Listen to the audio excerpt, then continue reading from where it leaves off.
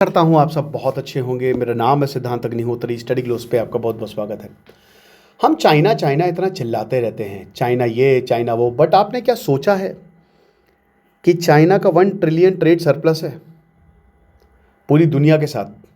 पूरी दुनिया के साथ मैं बता रहा हूँ, भारत के साथ तो है $100 बिलियन, मतलब वही तो।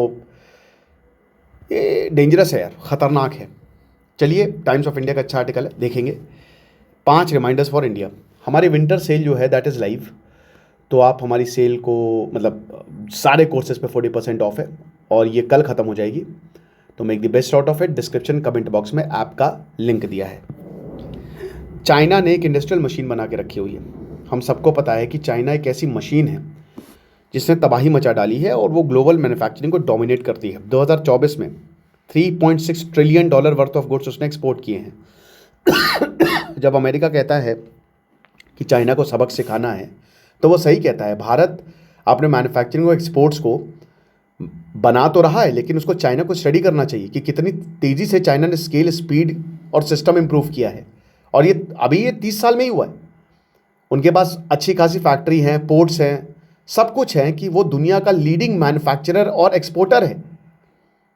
भाई $1.1 ट्रिलियन का तो पूरी दुनिया के साथ ट्रेड सरप्लस, इतना पैसा तो क्यों चाइना पूरी दुनिया में इन्वेस्ट नहीं करेगा? भाई हर किसी को पैसा चाहिए। तिमोर लेस्टे अभी नया देश बना है 2-3 साल पहले, ठीक है, इंडोनेशिया से आज़ादी मिली। अब भाई उस तिमोर लेस्टे में ज़बरदस्त चाइनीज़ इन्वेस्टमेंट है। भाई वो नया देश है, उसको पैसा चाहिए, चाइना दे रहा है, बदले में चाइना घुस रहा है। क्या दिक्कत है? ऑस्ट्रेलिया में आधे से ऑस्ट्रेलिया में तो चाइनीज़ प्रॉब्लम है। जो वहाँ पे आपको अभी दिखा ना, बहुत बड़ा मूवमेंट चल रहा था इमाइग्रेशन के खिलाफ, वो मेनली चाइना के खिलाफ था। हांगकांग को अगर आप मिला लो तो 4.2 ट्रिलियन है। अमेरिका टैरिफ लगाता रहे, बट चाइना ने अपनी पकड़ बना दी है और अमेरिका भी डरा हुआ है कि उसको भी क्रिटिकल मिनरल चाहिए जो अमेरिका से जो चाइना से वो खरीदता है। अमेरिका टैरिफ के दौरान दोस्तों ग्लोबल शिपमेंट आप देखिए 2.3 ट्रिलियन से $3.6 ट्रिलियन तक आ गए, ठीक है। और अमेरिका को उसने कितना भेजा पता है? 430 ट्रिलियन से, मतलब बहुत ज़्यादा। अरे यार, ठीक है, ये यार अटक गया है, कोई बात नहीं। तो $430 बिलियन से वो $526 बिलियन पे चला गया। ऐसा कैसे हो सकता है भाई? इतना ज़्यादा, इतना कैसे बेच रहा है? This is not just trade, it is industrial power.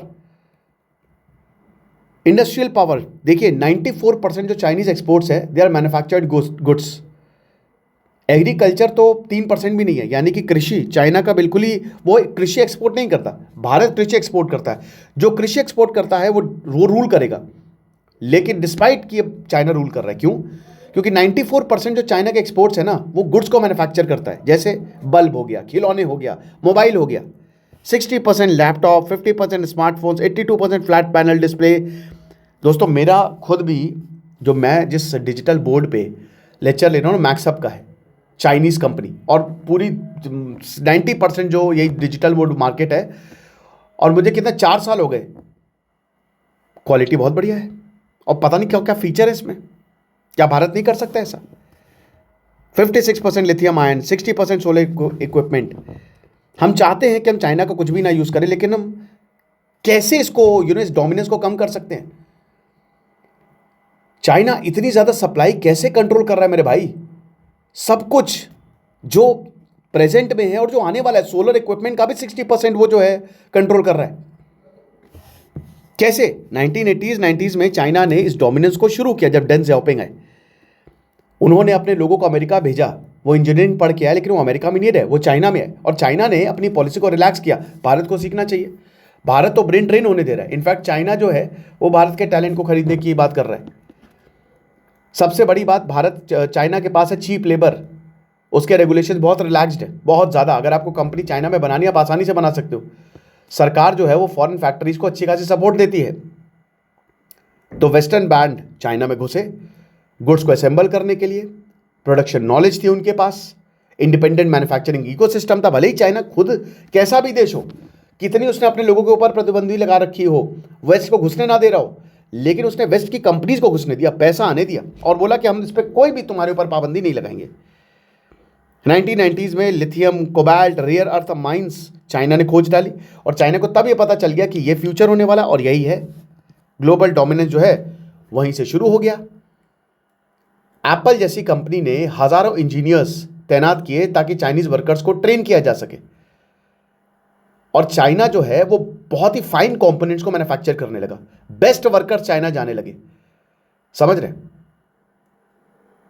अब जैसे ही raw material lithium, cobalt, rare earth mines मिली, Africa, Australia, Latin America, China ने सब खरीद लिया। आज जितनी भी बड़ी बड़ी माइंस है ना, ये क्रिटिकल मिनरल्स के वो चाइना के पास है।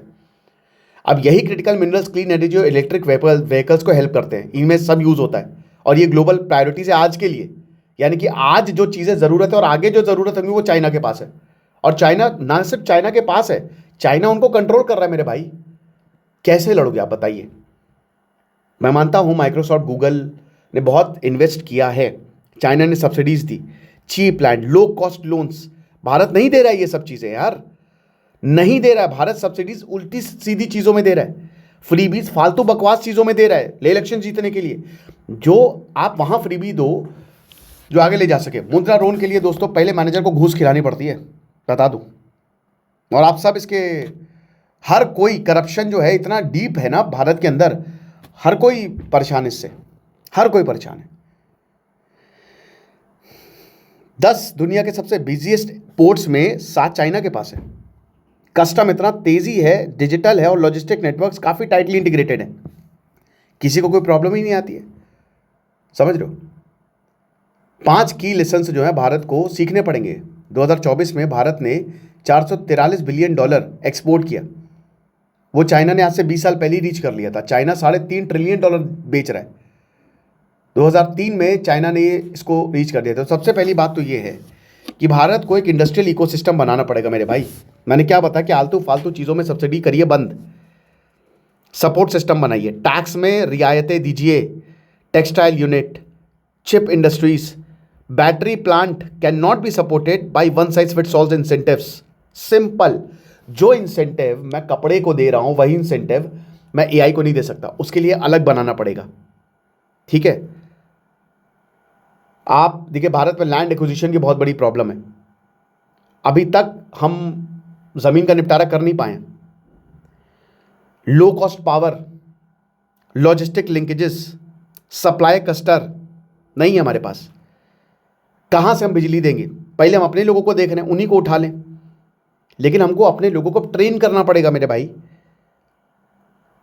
क्लस्टर को, सप्लायर क्लस्टर्स भी नहीं है यहाँ पे कि मतलब जैसे मान लीजिए कि अगर रॉ मटेरियल चाहिए, प्लेन बन रहा है कहीं, अब प्लेन के लिए एल्यूमिनियम चाहिए या फाइबर चाहिए सीट्स के लिए, तो चाइना ने क्या किया ना कि हर जगह पे उन्होंने इंटीग्रेशन किया हुआ है, क्लस्टर से सप्लाई के। मतलब अगर आपको एल्यूमिनियम चाहिए, एक फोन जाएगा, वेयर हाउस में क्लस्टर है, तुरंत ट्रांसपोर्टेशन सिस्टम एक्टिव होगा, सटाक से विद इन 1 आवर आपको एल्यूमिनियम चाहिए, 1 घंटे के अंदर एल्यूमिनियम आपकी टेबल पे। आप इसको ऐसे समझिए, ये क्लस्टर भारत नहीं बना पाया।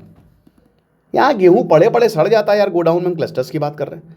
लॉन्ग टर्म फाइनेंस लंबे लोन देता है, यहाँ जो जिनको लोन दिया जाता है, जिनको ज़रूरत होती है लोन की, उनसे तो रिश्वत ली जाती है या उनको भगाया जाता है इधर उधर, और जिनको ज़रूरत नहीं होती है वो पैसा लेके भाग जाते हैं। बताइए क्या किया जाए? सेकंड, भारत को इनपुट कॉस्ट को स्लैश करना पड़ेगा, कम करना पड़ेगा।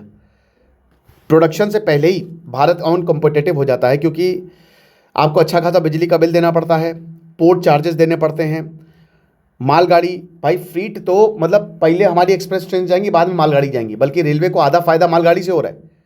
लैंडिंग रेट्स हद से ज़्यादा हैं, हाईएस्ट हैं, और ऊपर से रेड टेपिज्म जो है कि ससुर इतने पेपर वर्क, लो भैया टेबल के नीचे से जागो जागो जागो जागो जागो रे। कैपिटल कॉस्ट जहाँ पे 9 से 10% भारत में है, आधी चाइना में है। तो मैन्युफैक्चरिंग प्रपोजल खत्म हो गए शुरू होने से पहले ही। ब्यूरोक्रेसी को रिफॉर्म करना पड़ेगा, रेगुलेटर से एनाबलर। रेगुलेटर मत बनिए मेरे भैया, मत बनिए। आपकी ज़िंदगी हो गई है दूसरों, भारत को तो आगे बढ़ने दो। भारत को वो एडमिनिस्ट्रेटर चाहिए, फैक्ट्री कितनी फैक्ट्री बनाई है, सक्सेस वहाँ से मेजर की जाए, नॉर्म से नहीं। कितने फॉर्म क्लियर किए गए हैं, ये हुआ है कि नहीं, ये किया है कि नहीं, इतने इंच की दीवार बनाई है कि नहीं। बंद करो ये सब, इसी से भारत पीछे जा रहा है। ऑफिसर्स को इंडस्ट्रियल जोन्स को समझना चाहिए लैंड में कोऑर्डिनेट, यूटिलिटीज क्लियरेंसेस तुरंत देने चाहिए अगर उनको लग रहा है कि कोई बिजनेस प्रपोजल आ रहा है। यहां तो सब अपनी जेबें भरने में लगे हुए हैं। भारत को डिकोड करना पड़ेगा। चौथा, ये जो मिड टेक और जो बहुत ही लो और मिड टेक है ना, इसको आप खत्म करिए, रिवर्स इंजीनियरिंग करिए। Pumps, Motors, bearings, valves, machine tools, domestic blueprints बनाइए। आपके पास चाइना के प्रोडक्ट हैं, आप उसको खोल के देखिए ना, आप रिवर्स इंजीनियरिंग करिए। ऐसे आप रिवर्स इंजीनियरिंग के इंजीनियरिंग कॉलेजेस बना दीजिए। अब देखो भाई, मैकेनिकल इलेक्ट्रिकल ठीक है, लेकिन अब ये सब आउटडेटेड हो गए। अब नए इंजीनियरिंग कॉलेजेस नई ब्रांच के साथ आने चाहिए। आपको क्या लगता है बताइए मुझे कमेंट में। CSIR लैब्स होनी चाहिए, MSME कैन कोलैबोरेट, और उसके बाद डीप टेक मैन्युफैक्चरिंग होना चाहिए अगले 10 सालों के लिए। आपके chips, PCB, sensors, memory, camera modules. Bharat अब ये वेट नहीं कर सकता कि डिमांड आएगी तब सप्लाई देंगे, नहीं, आप शुरुआत करिए इसकी। हाई कैपिटल इकोसिस्टम बनाइए। 100 बिलियन डॉलर, मतलब 100 बिलियन का innovation fund, private R&D must be mobilize, ताकि हम आगे जा सके।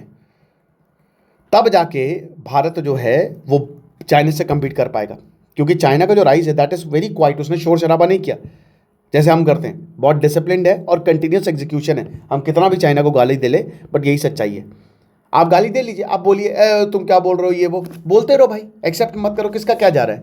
तुम्हारी लॉस हो रहा है, किसी का कुछ जा थोड़ी ना रहा है। रहो डिल्यूजन में, कीचड़ में पड़े हो और उसमें बोल रहे हो कि हाँ कीचड़ ही बढ़िया है, सबसे अच्छा कीचड़। तो रहो भाई, किसको क्या फर्क पड़ रहा है, वो आगे निकल जाएगा अगला वाला। आपको क्या लगता है मुझे कमेंट बॉक्स में बताइएगा। बाकी विंटर सेल हमारी लाइव है, विंटर कूपन कोड यूज़ करें। 16 से 19 दिसंबर तक ये सेल है। Thank you so much.